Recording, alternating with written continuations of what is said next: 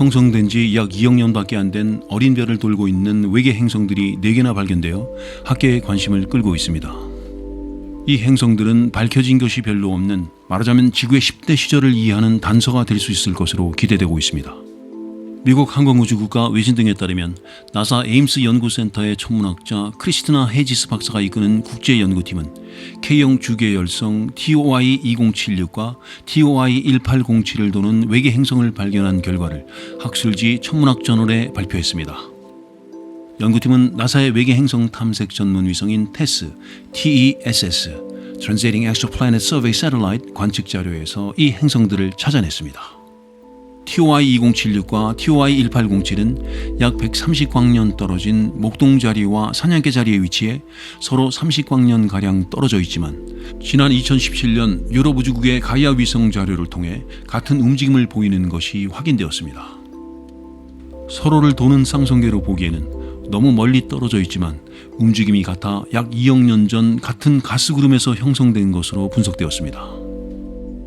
이 항성들이 속한 K형 주계열성은 오렌지색 외성으로도 불리는데 질량이 G형 주계열성, 즉 황색 외성에 속하는 태양의 0.5에서 0.8배이고 표면 온도도 3900에서 5200켈빈으로 태양의 약 6000켈빈보다 낮습니다.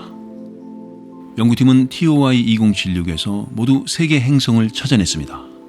가장 안쪽 행성 B는 지구 3배 크기의 열을 주기로 항성을 돌고 있으며 바깥쪽 두 행성은 각각 4배 크기에다 17일이 넘는 공전주기를 가진 것으로 나타났습니다.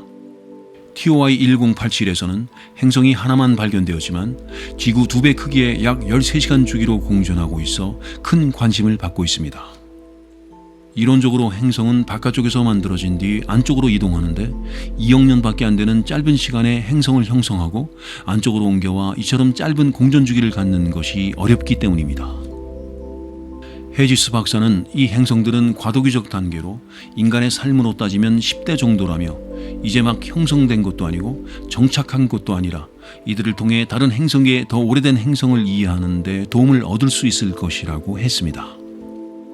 행성 형성 모델은 행성이 별 주위의 먼지와 가스 원반에서 형성된 뒤 남은 물질로 두꺼운 대기를 형성하지만 항성의 자외선 복사나 항성풍으로 모두 이뤘다가 화산활동 등을 통해 2차 대기를 형성하는 것으로 제시하고 있는데 연구팀은 이 행성들도 형성된 지 2억 년이 채 안 된 점을 고려할 때 대기 진화의 중간 단계에 있을 수 있다고 추정했습니다.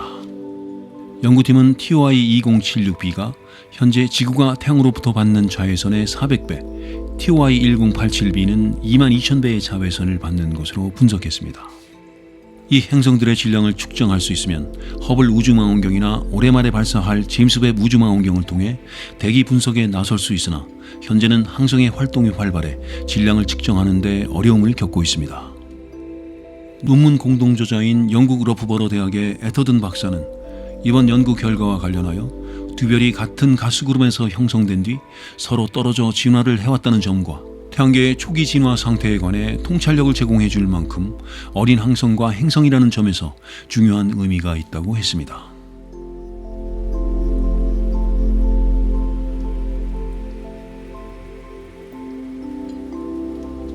태양빛 추력 도출단 큐브셋으로 지구와 근접한 소행성을 찾아갑니다.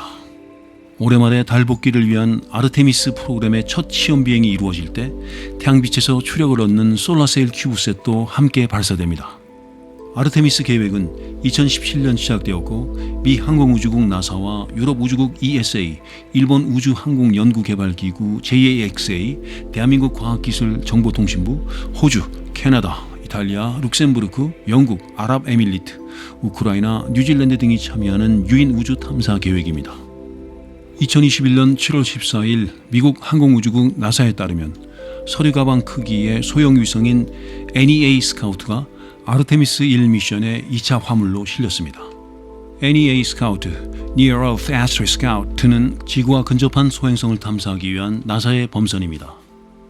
최근 엔진 점화 시험을 마친 초강력 로켓 우주 발사 시스템에 유인 캡슐 오리온을 탑재하고 달까지 첫 무인 시험 비행에 나서는데 함께 싣고 가는 2차 화물 중 하나로 NEA 스카우트가 적재되었다는 것입니다. NEA 스카우트는 우주 공간에서 알루미늄으로 코팅된 플라스틱 필름 돛을 펼쳐 태양빛에서 추력을 얻습니다. 도체 크기는 86제곱미터에 달하지만 두께는 인간의 머리카락보다 얇습니다. 태양빛의 에너지 입자인 광자가 도체에 반사되면서 복사압으로 부드럽고 지속적인 추력을 제공해 시간이 지나면서 속도를 얻게 됩니다. 나사는 NEA 스카우트가 우주 공간으로 발사되면 약 2년에 걸쳐 태양빛을 받으며 솔라세일로 비행해 목표로 한 지구 근접 소행성에 도착할 것으로 예측하고 있습니다. 지금까지 솔라세일은 지구 궤도에서만 시험적으로 이루어져 왔으나 NEA 스카우트를 통해 이 한계를 처음으로 넘어서게 되었습니다. 마셜 우주비행센터의 NEA 스카우트 기술 책임자 레스 존슨은 솔라세일을 추력으로 이용하는 최초의 행성 간 탐사 미션이 될 것이라면서 지구 궤도에서 몇 차례 돛을 시험한 적이 있지만 이제는 새로운 형태의 추력으로 더 멀리 나아가 중요한 과학 탐사 임무를 수행할 수 있다는 점을 보여줄 준비가 되었다고 했습니다. NEA 스카우트는 지름이 100m가 안 되는 작은 지구 근접 소행성에 도착하면 초속 30m로 저속 비행하며 탑재된 카메라로 픽셀당 10cm 해상도로 소행성을 촬영해 전송하는 임무를 수행하게 됩니다. 과학자들은 이를 통해 소행성의 궤도와 형태, 크기, 회전율 등 물리적 특성을 파악하게 됩니다. 소행성 류구나 베누 등 비교적 큰 소행성에 대한 탐사가 진행되었지만 100m 이내의 작은 소행성에 대해서는 아직 탐사가 이루어지지 않았습니다. 이런 소행성은 크기는 작아도 지구에 재앙적 충격을 가할 수 있어 많은 자료 확보를 통해 대처 능력을 향상할 수 있다는 것으로 지적되었습니다.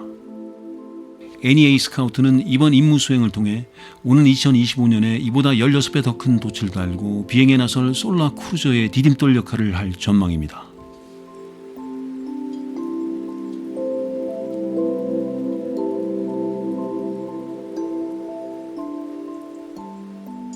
태양에서 폭발적으로 분출하는 가스구름 형태의 플라즈마와 자기장은 지구에 도달하면 지구 자기장과 충돌하며 자기 흐름을 급격히 바꿔놓은 지자기 폭풍을 일으켜 큰 피해를 유발합니다. 이른바 코로나 질량 방출로 불리는 태양 폭발 현상은 태양으로부터 1억 5천만 킬로미터나 떨어진 지구에서 위성장애, 통신 교란 등과 함께 송전선이나 송유관에 피해를 주고 대규모 정전 사태까지 유발할 수 있습니다. 지난 2012년 7월 23일 발생한 태양 코로나 질량 방출은 역대급으로 다행히 지구를 비껴갔지만 지구로 향해 분출되었다면 미국에서만 6천억에서 2조 6천억 달러의 피해를 유발했을 것으로 추정되고 있습니다. 이런 태양의 대형 코로나 질량 방출은 드물게 발생하지만 이보다 작은 규모의 코로나 질량 방출은 3년에 한 차례꼴로 지구에 피해를 주고 있습니다. 코로나 질량 방출이 발생해 지구에 도달하는 데에는 대개 하루에서 2-3일 정도 걸려 인공위성을 안전한 영역으로 옮겨놓는 등 대처할 수 있는 시간이 있지만 태양에서 발생 흔적을 제때 포착할 수 없는 스텔스 코로나 질량 방출도 있다는 점이 문제가 되어 왔습니다. 스텔스 코로나 질량 방출은 태양에서 밝아지거나 어두워지는 부분이 분명히 관측되는 일반 코로나 질량 방출과는 달리 태양 코로나 전문 관측 장비인 코로나 그래프를 통해서만 확인이 되는데 코로나 그래프만으로는 코로나 질량 방출이 발생한 장소를 찾아낼 수 없고 분출 궤도도 확인할 수 없어 지구에 영향을 줄 것인지를 제때 알 수 없습니다. 스텔스라는 명칭이 붙은 것도 이런 이유에서입니다. 하지만 국제우주과학연구소 과학자들이 스텔스 코로나 질량 방출을 조기에 포착해 대처할 수 있는 관측법을 개발해 개방형 정보 열람 학술지 천문학 및 우주과학 프론티어스에 발표함으로써 스텔스 코로나 질량 방출에도 대비할 수 있는 길이 열리게 되었습니다. 프론티어스에 따르면 버클리 캘리포니아 대학 우주과학 실험실의 연구원 팔메리오 박사가 이끄는 연구팀은 태양의 원격 관측 이미지를 8시간에서 12시간 전에 촬영한 이미지와 비교해 태양 표면에서 약 35만 킬로미터 위에 있는 코로나 하부의 변화를 포착했습니다. 연구팀은 2008년에서 2016년에 발원지가 확인된 4건의 스텔스 코로나 질량 방출 사례를 통해 새 관측법의 효율성을 확인했습니다. 이 코로나 질량 방출 사례들은 미국 항공우주국이 태양을 입체적으로 관측하기 위해 2006년 발사한 쌍둥이 위성 스테레오가 지구에서 보는 것과는 다른 각도에서 관측해 발원지를 찾아낼 수 있었습니다. 연구팀은 새로운 관측법을 통해 스텔스 코로나 질량 방출의 발원지 주변에서 미세하게 밝아지거나 어두워지는 것을 4건 모두 확인하였으며 스텔스 코로나 질량 방출 포착 관측법으로 활용할 수 있다는 결론을 내렸습니다. 팔메리오 박사는 이런 결과는 태양 폭발로 지구에 미치는 영향을 예측하려 할 때 어디를 봐야 할지를 보여준다는 점에서 중요하다고 했습니다.